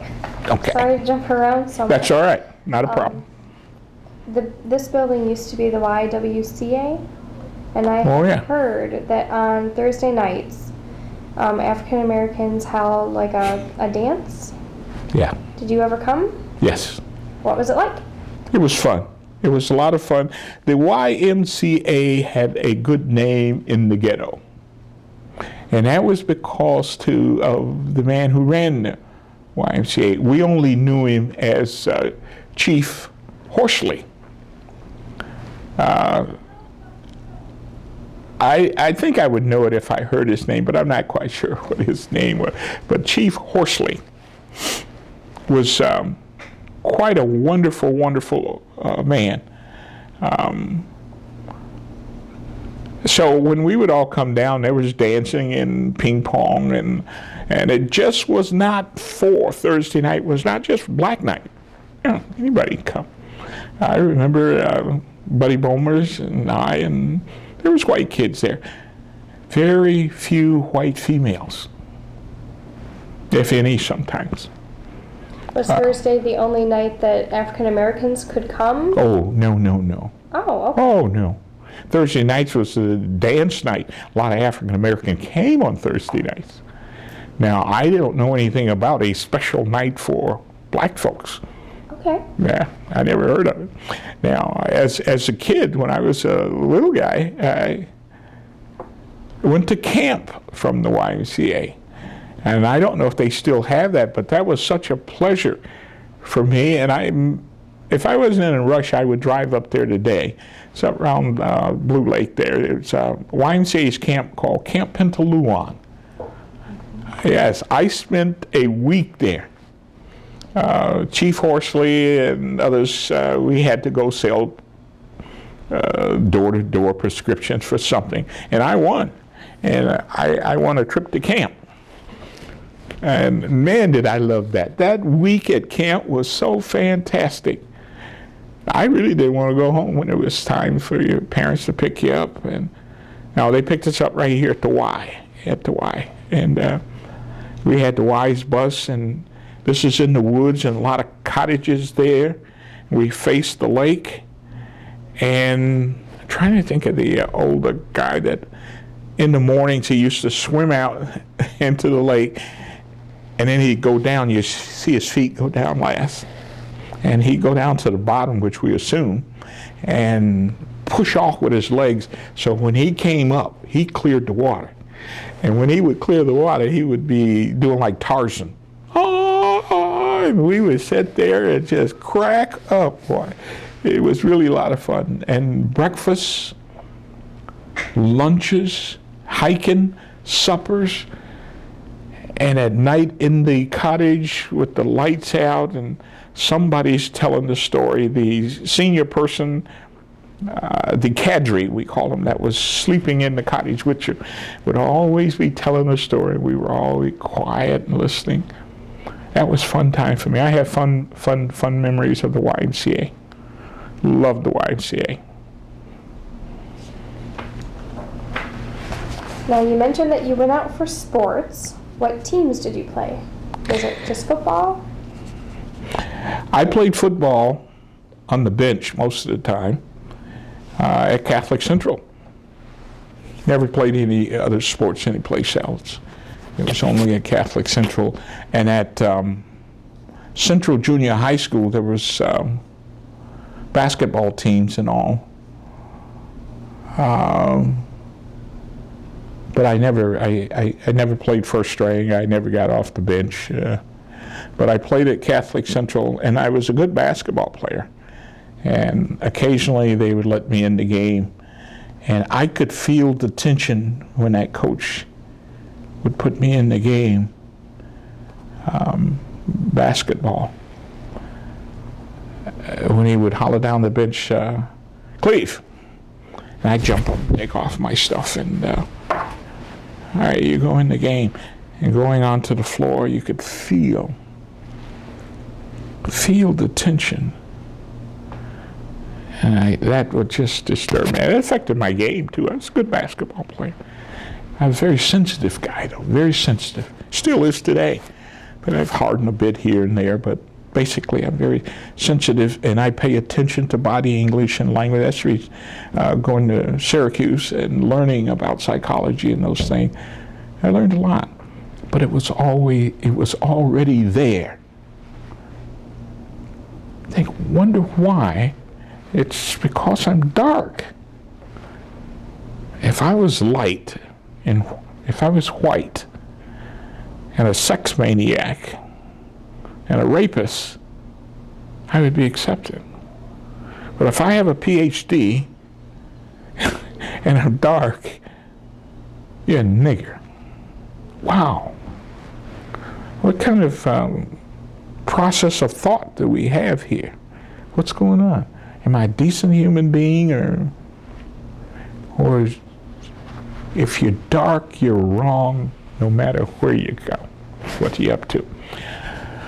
A lot has changed, and a lot has remained the same. It's just a little slicker with it. Some of us that did figure out how to cross the road and be able to get back and then cross it whenever you so desired. It's called acceptance. Get accepted. But there's so many of us that didn't. There's names of guys that I grew up with that never even got right up to the edge because the system from elementary school, June Webb, Elmer Glasgow, Nathaniel Nelson, Joe Modisette, and I can go on and on and on. These guys never got there. They were good guys. Joe Modisette was a smart dude. He was a very smart guy in school. But his dream got crushed. Somewhere along the way, when we all went into the Army, Joe's dream got crushed. He never got up again. He died like that. Nathaniel Nelson, his dream crushed. He started drinking and became a wife beater. He used to beat her, and it's one of our girls who went to school with us. She killed him. June Webb. Society was just so terrible. He drank himself literally to death. Died on the corner of Hoyt Street and Sherman, right on the corner. Polonsky's grocery store, right there on the corner. Blood started coming from his mouth, and he just dropped. This came from years of drinking, just drinking. Those guys had good potentials. So why didn't it happen to me? The only way that I know is that I just refused to give up. I think the military had a lot to do with it, but when the pain got to be tremendous, I had learned how to deal with the pain, and I continued on. And I've now made it to senior citizen, and there's no more pain. There's no more. There's no more they can do to pain unless you do it to my children.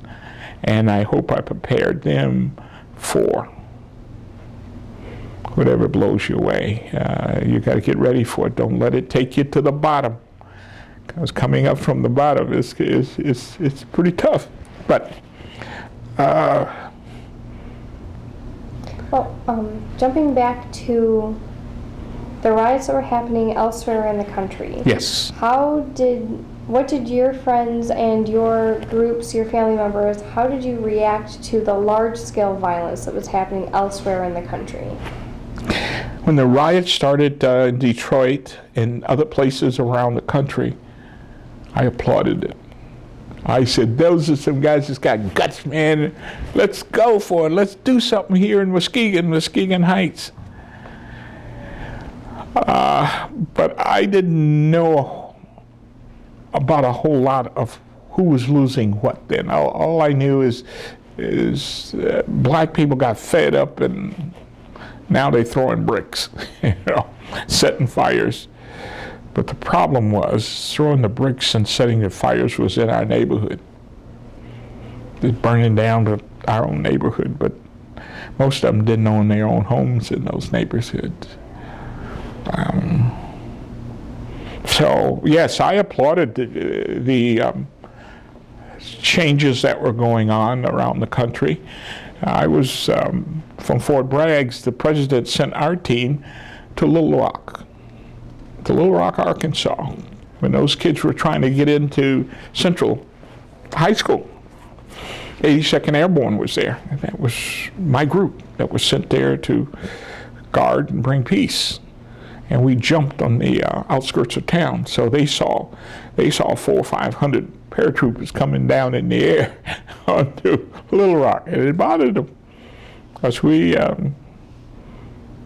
took no prisoners. We were tough people to deal with.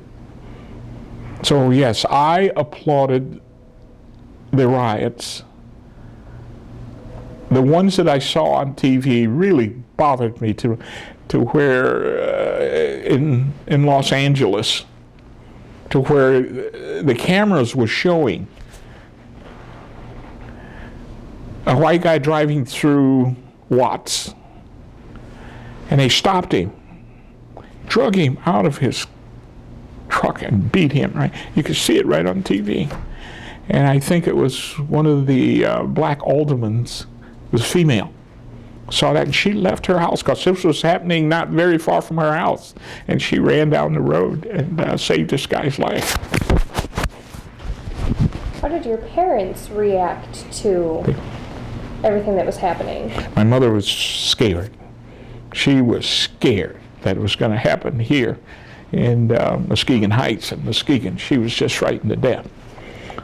My father, I could see some concerns on his face, but he never said very much about it. Other than he says to me, "Are you involved in some of this?" And Buster, that was my nickname with him, "You better be careful. Be careful." And that was pretty much all my father had to say about that. What do you think? Do you think he was scared? No, I think my father is a tremendous guy. I really like my father. He's quite a guy. He was a big man, had big hands. I don't think he was frightened. I think he was concerned about what was going on around the country, and also that there was nothing that he could do. And he felt very bad about that.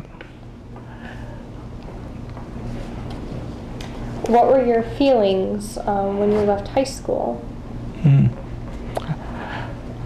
When I left high school, I was really glad to be out of Catholic Central. I didn't like Catholic Central very much. Not the structure itself. It was some of the people that were there and the parents of some of the other kids there. How they looked down on me. They didn't bother Bobby Tate's and Henry Green a lot. Bobby Tate's father, he owned a lot of stuff here in town. He was, matter of fact, didn't live very far from here. And he owned up in Idlewild, a black resort up north. Man, I used to love going there. He owned a stretch of motels, the Sweetheart Motel. And all the people in the community, in white community, knew that. So, old man Tate's had a position that.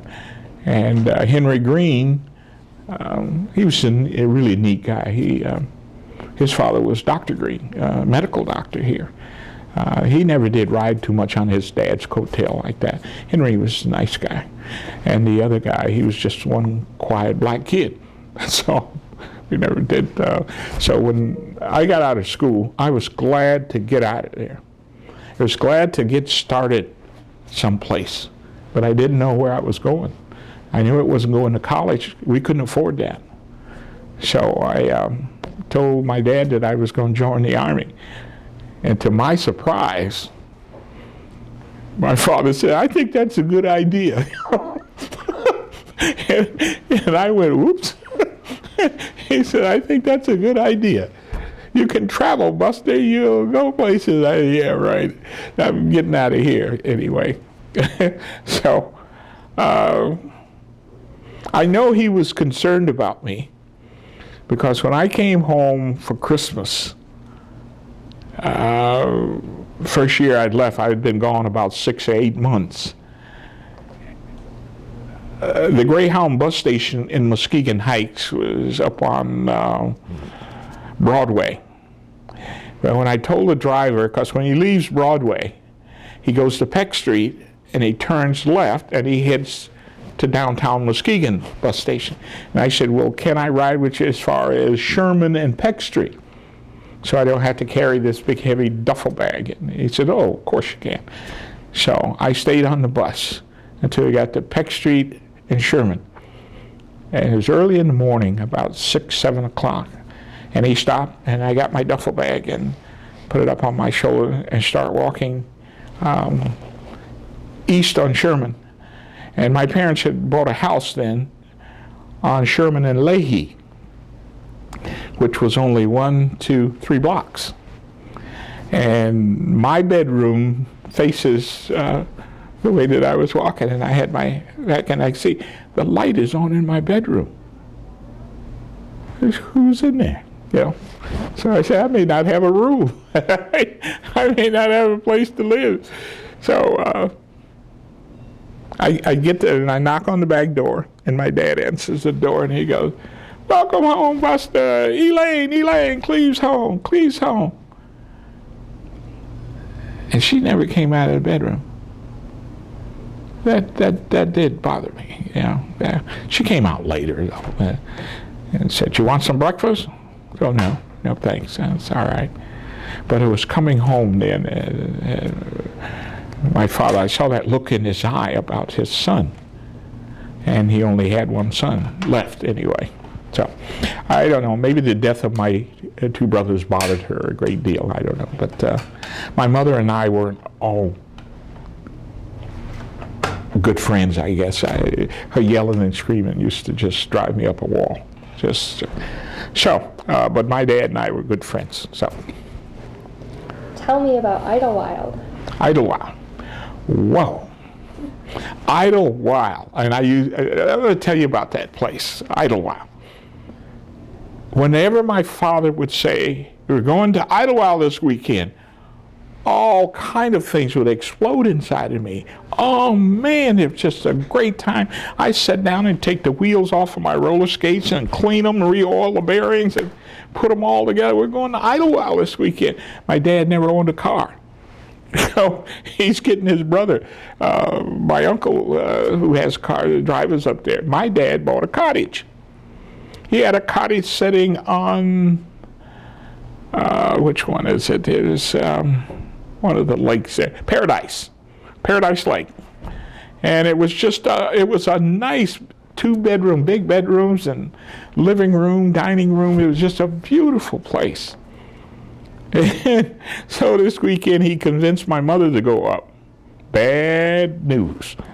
He shouldn't have took her up there, because on Idlewild it was just such a good time up there. Joe Louis, the boxer, he owned a tavern there. Sammy Davis Jr., he owned a cottage on, so we were on Paradise. He was on one of the other lake. I think maybe it was Idlewild Lake. Paradise, and I'll get it in a minute. But all the big stars, Lena Horne, all those guys were up there. It was just fantastic. And the skating rink, it was built out and it had stilts on it. It was out into the water. And it had stilts that was holding it up out in the water, but the roller skating rink was just beautiful. There were hamburger joints and barbecue joints. Flamingo Lake, that's where the rest of them. There was a nightclub there, which they put on Class A shows. These girls with all the feathers, all that. I used to be peeping in the window at them, and they would be shaking their booties, and my old man was sitting there going, "Hey, all right." I said, "Is that my dad?"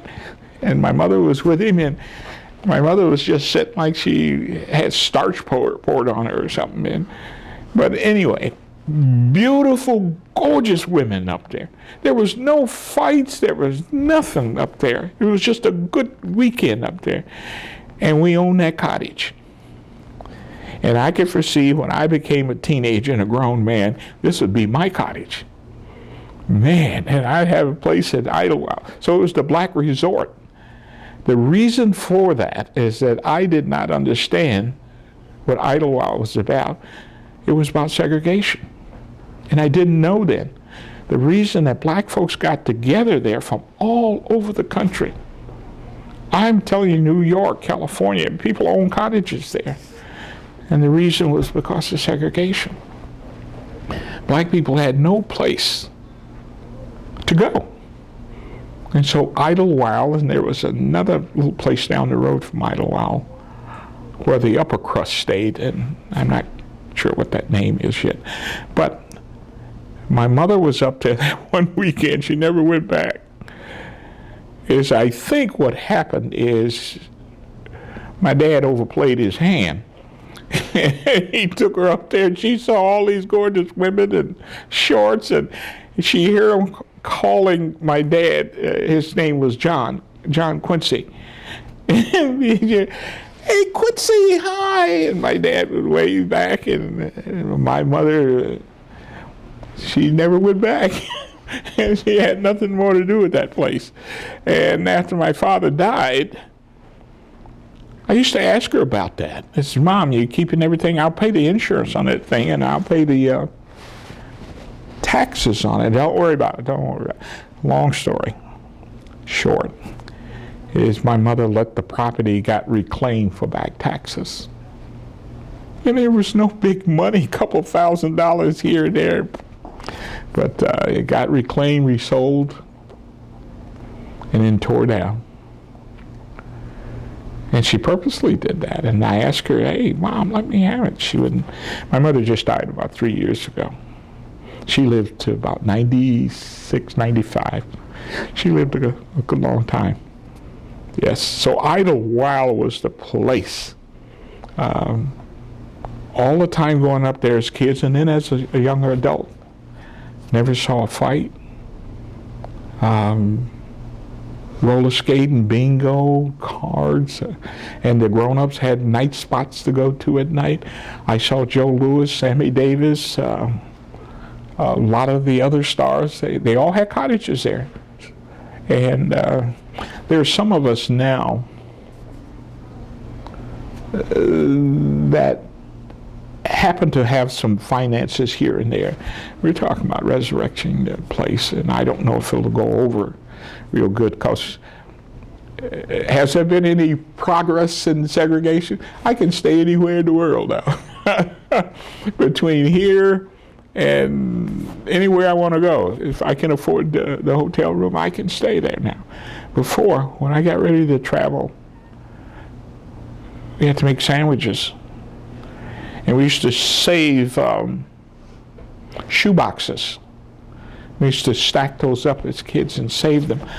So whenever my father and his brothers were going to go back to Mississippi to visit their parents, my mother would fry chicken and bake cakes and all that and wrap it in wax paper and in this shoebox.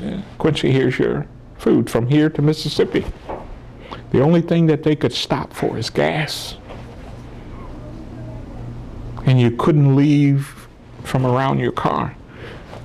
And if you had to do a number one, I don't know about number twos, they tell you find some woods or something, you're not going inside. I was in the car once when that happened.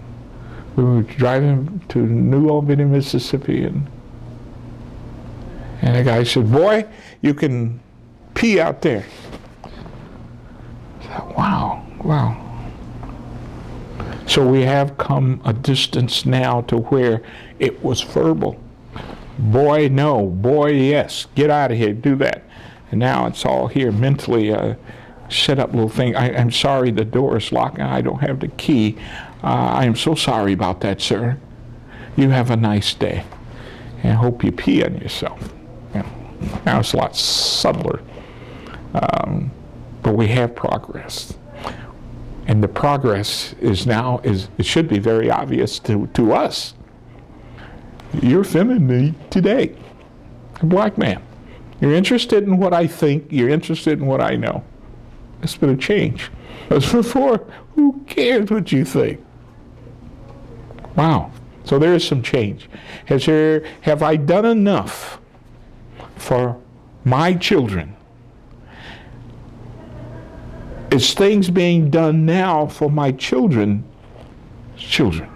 preparing them to sit down, discuss, or to make changes? Get educated is really huge, a good number one. Get yourself educated. And how do we do that? How do we educate ourselves when you've been told a long time, even by family members sometimes, you're nothing. You're never going to be nothing. You're just a nigger. And sometimes we call each other that. Yeah, I don't do that. And it bothers me when I hear others that do it. I go in and out of school systems, and in hours in Lansing, in a particular high school, I hear that sometimes going down the hall from young black men. Hey, nigga, man, hey, bitch. Whoa. Wow, what are you thinking when you do that?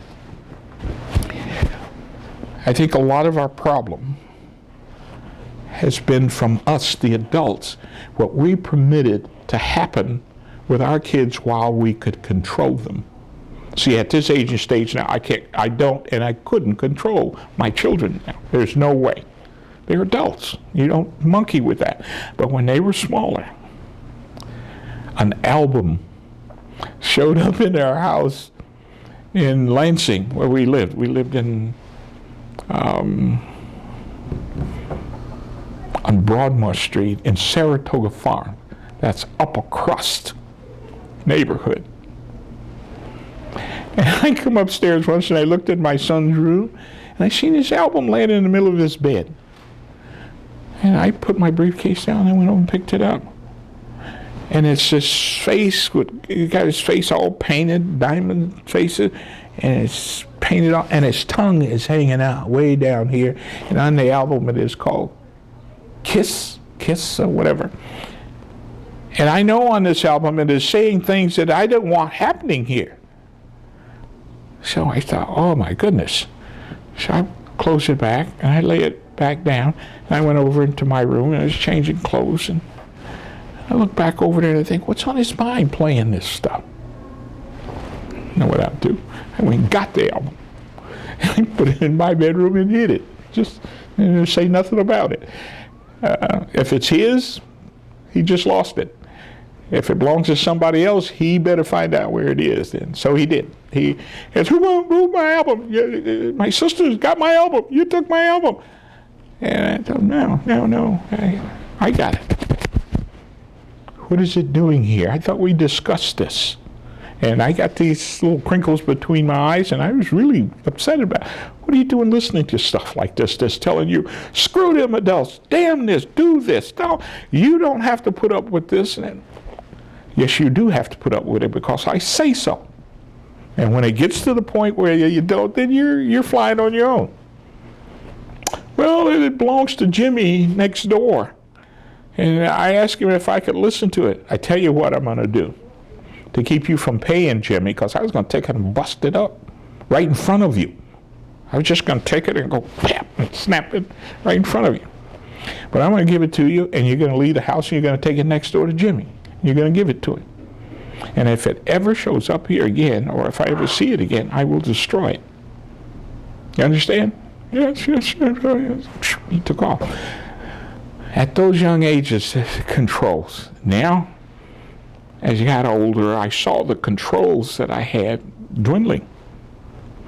And then you let go gracefully.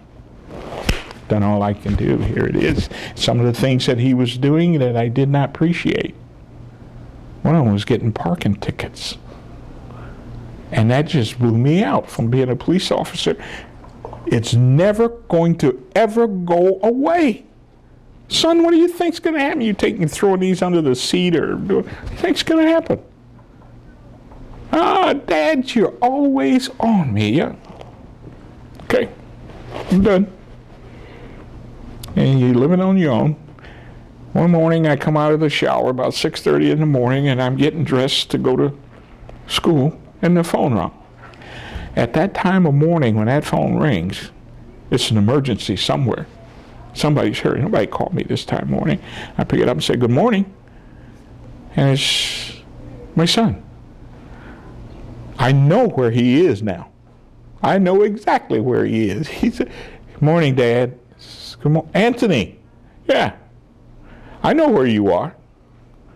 Dad, you're in jail. That's where you are. And he says, yes, I need to borrow $100.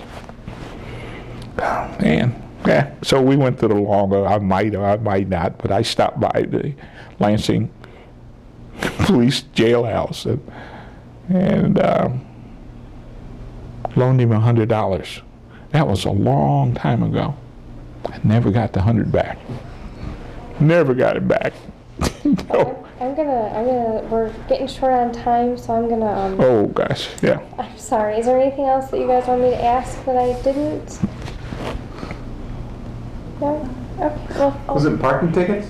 They were parking tickets, 30 of them. 30 of them. Now that you mention this, let me tell you what they were. 30 parking ticket. Now each one, so there's 31. Each one had a warrant. So there's 30 warrants. Each warrant was $17.50 per warrant.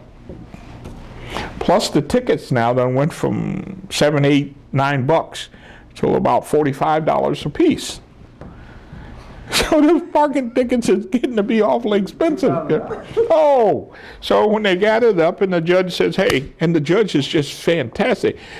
You got bailed out, somebody gave you $100 and bailed you out. See, how the judges look at that is, I'm going to let you go on your recognizance, and I want you back in here on such and such a date. And the judges said, I don't care if you show up or not, because if you don't show up, the bond money is forfeited. They keep it, and then they put another warrant out for you. So they keep building. Each time this thing gets larger and larger. And then at some point, just like they picked him up this time, he was with a group of guys driving down Cedar Street, and one of the taillights was out. And the officer pulled the car over about the taillights, that's all. And he wasn't going to bother anybody in the car, and he was just saying to the driver, your license, and it is. And Anthony or some of the guys in the back seat running off at the always stopping us. You're always messing with us. And he finally teed the officer off. The officer, everybody out on the sidewalk, call for backup. Backup comes, he said, I want ID from each one of you. And Tony whipped out his, man, you're always bothering somebody. And then they call it in. There's a warrant for him. They let everybody else go in and handcuffed him. He's running off at the mouth. And so he goes to jail. They let the rest of them go. No warrant for it. So I said, Tony, now your parking tickets is up around $2,500 now. For a lousy $4 or $5 ticket. Yeah, Dad, I guess. All right, I'm going to loan you $100. When am I going to get it back? He gave me a date. That date come and gone. And I thought, now, I shouldn't let this go. There's a lesson got to be involved here somewhere. So I saw him one day, and I says, Tony, I want my $100. That's what I want. Now, it's going to sound like the old man is tight and he's got to have his money back. But you borrowed it, and I want it paid back. Okay, Dad, I'm going to get it back to you. I am going to get it to you. We're good friends. He never paid that. and also, what this has done, I told him, until you pay that back, that cuts the loan off. Oh. Oh, yeah, hey. And he's very cautious. He has his, I don't know if it's his girlfriend or his wife now, I'm not sure. They always call me and say some little funny, well, we're not doing very well. I said, well, hey, that's cool. I've done that too, so anything else going on? No more. You guys have got to learn to deal with that. Talk about how your mom and dad bought the house on Sherman, because oh my goodness, how that worked, because there were redlining, there was yes. How did they get that humongous house on Sherman? Humongous house, she's not kidding. How big it was. 9 bedrooms. There was 4 of us then. There was 5 in our family. My dad, Mom, Charles, Larry, and then myself. I'm the youngest. One day I was coming home from school, elementary school, I think it was, yeah. And there was a truck backed up to our project apartment there at Fairview Homes Project. My dad was saying, throw that away, put that on the truck, throw that away. He says, we bought a house. Oh, how do we buy a house? We always ate. We always had breakfast and lunch and supper. But we ate things like, I don't know if you know anything about neck bones. Well, neck bones are... I still eat neck bones. Oh, absolutely, neck bones is what they are, and they got very little meat on them. So anyway, everybody in the projects, and we're not talking about 50, 60, 100, 200 people. We're talking about thousands of people live in the projects. And it's on 80, 100 acres in Muskegon Heights. And I never saw my dad gamble. He drank very little. But this day they wound up with enough money to buy a house. So I'm thinking, just a little house. This house had 9 bedrooms. 9 solid bedrooms in that house. Big country kitchen, a big living room, dining room, large bathroom, a 2-car unattached garage. My mom and dad never owned a driver's license. They never owned a car in their life. And it sits on the corner of Sherman and Leahy. I finally sold it here a few years ago.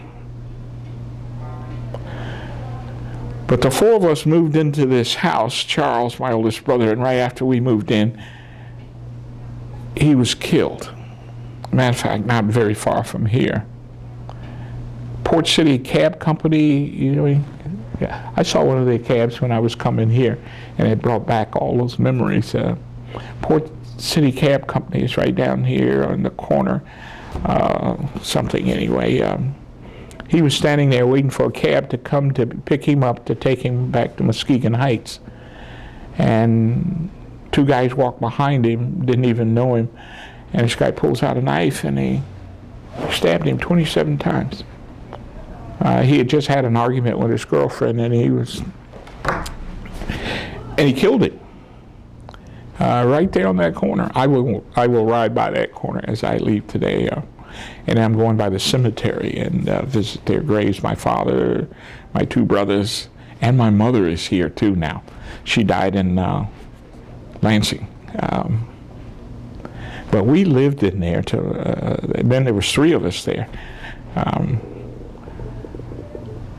Redlining, I think white people were running for the suburbs then, and this house came up for sale by 2 sisters, and I don't know how they ran into my parents, my dad, but he bought this big house. I believe the cost was $16,000. I seem to remember that number. And that was a lot of money back then. But I lived so very peaceful in that house. Peaceful until my mother would come home. And I see her coming in the back door, man. I get out of the front door. I'm gone, man. My mother she just did not know how to deal with people, and she was always angry about something. And that was unfortunate. My mother died in Lansing about 3 years ago. She wanted to be cremated, so I took care of that. And I bought her urn and her back here a year later. And I went to my middle brother, Larry's grave, and I got permission from people over at the cemetery there. And I took a deep hole right in front of his stone, and I set my mother's ashes in there, and I covered it all up. So my family, in terms of my immediate family, are all dead. My father's side, the Henrys, are all gone. My mother's side of the Wades, they're all gone. So I have no family other than my children. And sometimes you think about that, that in a moment, there's not going to be anybody left who you grew up with. Because most of mine are pretty well gone now. I still got one out in Houston, Texas, Herbert Hodges, and Motorboat, Thomas Clayton. He just got out of prison. And he's in Washington State. I think he's a minister now. But he put over 50-something years in prison. Motorboat was... he was the guy we used to have to hold on to him pretty tight when we were chastising the milkman or the insurance agent, because Motorboat would have killed someone. He had a hammer and we had to really hold him. But somewhere along the line, Motorboat, he shot a guy in California at a liquor store, and he went to prison. And he put over 50-some years. I didn't think he was going to ever get out. But Herbert called me and says, you know, Louis Trammell, who lives here now, says that one day his doorbell rang and he opened the door and there was a motorboat. The son of a gun. He says he's living now in Washington State somewhere. They gave me his phone number, but each time I call, I can never catch up to him. So I backed away from that. But living where we live, there was some change come about, because at that point I started dating white girls. Oh my goodness, my mother just had a... What year was that? It was before I got out of high school, and it wasn't a white girl from Catholic Central. It was a white girl from Muskegon Heights Senior High School. Probably the 50, 51, and I dated her, and I showed up at our house once in a car, and my mother's sitting in the kitchen, big window there in the kitchen. Her and my dad is sitting there drinking coffee or something, and when you come up in the drive, they're sitting there, you can see right in the car. And I walked in the house, and my mother was up, and she had a hole in her head. Oh God, she was rocking like that. Oh, and she was screaming. So what's your... That white girl, you get in that car, you get out of this driveway. You have gone stock raving mad. And I look at my dad, and my dad is looking at me, and he goes, I just can't, I got to get something out of my room. Get out of here. Whatever it is, you get out of here. Ah! Oh my God. And I go out and I go down the car. She says, what was that? I said, I don't know. She said, I don't know. And when I came home that night, they were sitting up waiting for me. And my mother says, you're going to cause us to lose this house. And I don't understand how. How can you lose the house if you make your payments? And she was just thoroughly upset. Blacks and whites should not mix. And here you are dating a white girl. They're going to find you hung. That shocked me. And I says, no, nobody's going to hang me. She still had that attitude from Mississippi. So you never let go of that. Cotton fields. I never knew what a cotton field, picking cotton, and that's until I bought my first car. And my best buddy, Curleen, calling Curleen, his name was Carlin Ross, and I got in the car, and we said, I had never been to my birth town. See, I wasn't born here. I was born in New Albany, Mississippi. But I was 6 months old when my family and my dad got aboard that train and sent for us. So I was 6 months old when I came to Michigan here, and I know nothing of the South. So I said, Curleen, let's go to Mississippi and see what that's all about. So we told my mom and dad one Sunday afternoon, and my mother started screaming again. Oh, come on, Curleen, let's get out of here, man. You're never coming back. You're never coming. They're going to hang you down there. Wow. I went down there, and man, I saw something that, if I thought I was bad off in the north, this is terrible. And how they were living, their houses are creaking, no bathroom, no running water, and taking a bath in a tub. You get water in it, and you scrub yourself off, somebody pour some water over you. Saturday night bath. And I just thought, wow. And meet on the corner at the grocery store and just kind of lounge around, and it was a different life down there. I had never seen a cotton field. And I stopped the car, jumped the fence, went over and pulled some cotton and take it home. Took it back home, and when I walked in the house and I said, Dad, look what I showed you, my mother saw it and started screaming again. You went in somebody's cotton field and you're, oh, brother, please. Could you describe a little bit more about the redlining? The redlining of the house is when you see a house that you want and how that particular neighborhood, especially at that time, Reynolds and Baker, Reynolds, Hoyt Street, Leahy, Baker Street, and one other street in there. They were all red lines. You're just not going to buy a house in there. But what happened is called the white flight. And white people started, as the black people were moving and kept getting closer and closer to Reardon Street, those people went for the neighborhood. That's how these outline subdivisions got built. I can't think of the name of it, down by Mona Lake and also on the other end. And those houses was redlined, where you just couldn't get in there and buy a house in there until they were ready for you to get in there. And that's how, the two ladies that sold my dad, they got through that. They dealt straight with these two ladies, and they were willing to, they wanted out. That's what they did. And when they sold it to my dad, there were all white neighbors in there then. And I don't know if they were really upset about it, because I didn't particularly care. And I knew my dad didn't care. My mom was quite guarded about it. So the two sisters that owned that house, they were willing, as long as my dad made those payments, $100 a month. That's what the payments were.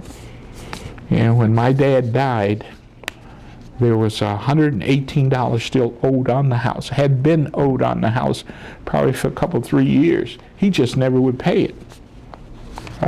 My dad had a thing about paying off something. Always leave 18 cents or something. Just don't close it out. He would never pay it off. And there was $118 that the bank never said anything about. And the sisters never said anything about. But they still had the title. And so when I found it out, I took Mother and we walked up into the Heights to the bank and told them we want to pay it off. So they called the sisters and they showed up at the bank, and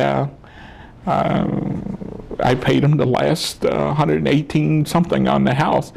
And they laughed, said, your dad just wasn't going to pay it off. We didn't care because we still had the title. So we paid it off. My mom got it, and she lived, my dad was 63 when he died. That was a long, long time ago when he died. And my mother lived until she was 95, either 96. She drew his Social Security, she drew enough money out of there, boy. She got her worth out of that Social Security file, boy, I tell you. And I eventually sold the house.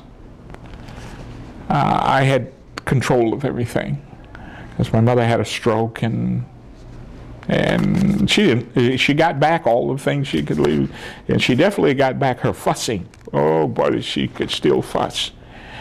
But I didn't tell her I was going to do it, but I sold the house, and all the money goes into an account here with down at the courthouse up in, I forget what, legal something or other, which supported my mom all throughout her years, and she could still maintain her Social Security, and she retired also from Mercy Hospital. She worked there for a long time. So my mother was well off. There was no poverty. We never saw anything about that. Once we moved into this house, they never owned a car, though. They never bought a car. And to this very day, I don't know how they did it. My dad came up with some money somewhere. I never saw him as a gambler. There was never any hint of him playing the races or that, but I feel one regret about him, that it doesn't trouble me anymore. I have learned to live with it. He died before he saw his last son quit being a jerk. So he never saw the successful part of me, owning property, owning homes, I was married. Tony was born before he died. Tamika and Tamira weren't born yet. So he died with still wondering, what's going to happen to this guy? Well, I became successful is what happened. and let go of the jerky part, the prejudice part, disliking people because they're white. Yeah, but it's because of what they did to me. He needs to spend some time thinking about that, and then I found the answer to it. I did, and being successful now, I get a chance now in retirement to. I travel all over the country, and I feel very good. I'm heading back for the Mojave Desert pretty soon. Help them out there. So I feel very grateful, but I wish I could have grabbed hold of this. And I want to tell any student that's listening, get busy. Sit around on your thumbs playing little funky games, because before you know it, you're going to be 69 years old. I'm almost 70 years old, boy, and I wished I could have changed some things. But I can't, so I let it go. And for those that are looking at the historical part of what happened with white people, black people, Indians, and Mexicans, and read it, store it, learn it, and then get on with it. Get on with it, because before you know it, it's going to go by, and you only get one shot at this. There's no way for me to go back to be 28 years old again. It's not going to happen, because I don't want to either. I really love being 60, 69 years old. It's fun. I enjoy it. I just love it to death. So that's where I'm at. I hope I didn't bore anybody to death. Thank you so much for talking to us. It's my pleasure. There's just so much that happened that I am pleased about it. I am. I need to tell you, my daughter, your old man is pleased, because I could have been another motorboat. And I wasn't far from that either. I never killed. I would never do that stuff. And I woke up.